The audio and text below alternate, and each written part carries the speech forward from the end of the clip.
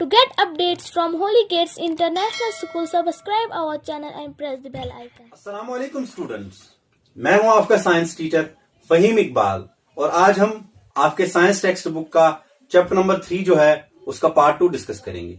पिछले लेक्चर में हमने उसका पार्ट 1 डिस्कस किया था, जिसमें हमने देखा था कि जो प्लांट है दो सिस्टम्स का बना हुआ होता है। एक रूट सिस्टम जो जमीन के अंदर होता है और दूसरा शूट सिस्टम जो अबव द ग्राउंड होता है, यानी जमीन के ऊपर होता है। तो रूट सिस्टम में हमने देखा था कि रूट सिस्टम रूट्स का बना हुआ होता है और डिफरेंट प्लांट्स में दो तरह के रूट्स होते हैं। एक को हम फाइब्रस रूट्स कहते हैं और एक को टैप रूट्स कहते हैं।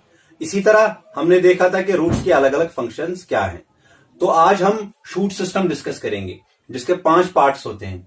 सबसे पहला पार्ट जो सबसे इंपॉर्टेंट है उसको हम स्टेम कहते हैं। अलग अलग प्लांट्स जो हैं उनके पास अलग अलग तरीके का स्टेम होता है।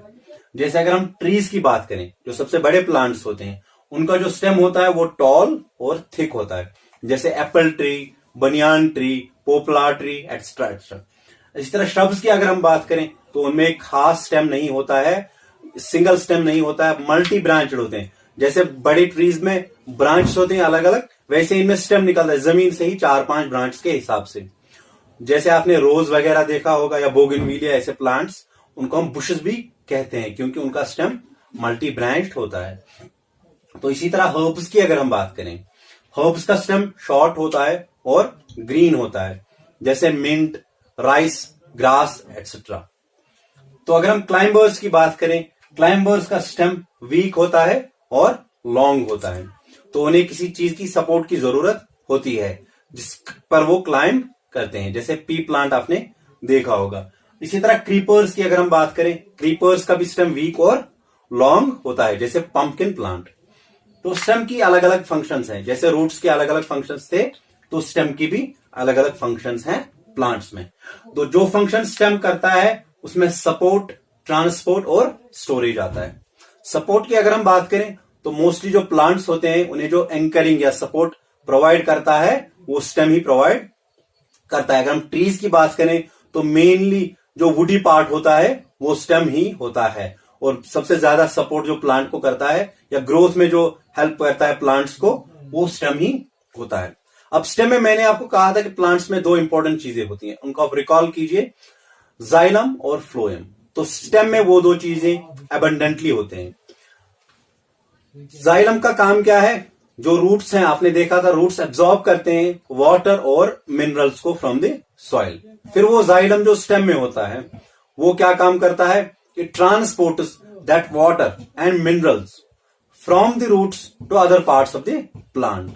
इसी तरह हमने ये भी देखा था कि फोटोसिंथेसिस जो है वो लीव्स में होता है, यानी लीव्स का काम क्या है? वो फूड बनाते हैं। प्लांट्स ऑटोट्रॉप्स होते हैं, अपना खाना खुद बनाते हैं, वो अपना खाना थ्रू लीव्स बनाते हैं।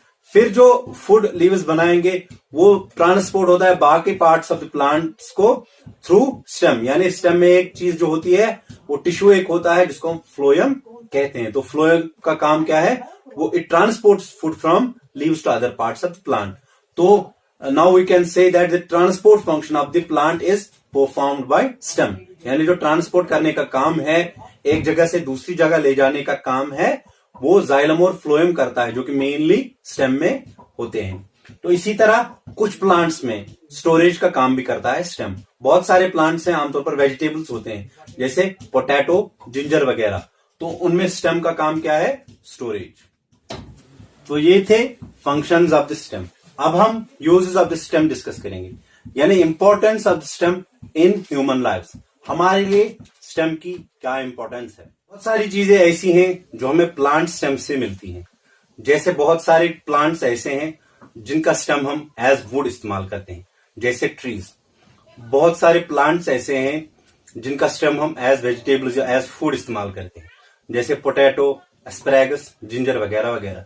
इसी तरह बहुत सारे प्लांट्स ऐसे हैं जिनके स्टेम से हम पल्प या जूस जैसा एक सब्सटेंस निकालते हैं, उससे हम पेपर बनाते हैं। इसी तरह जूट एक प्लांट है जिसके स्टेम से हम फाइबर बनाते हैं।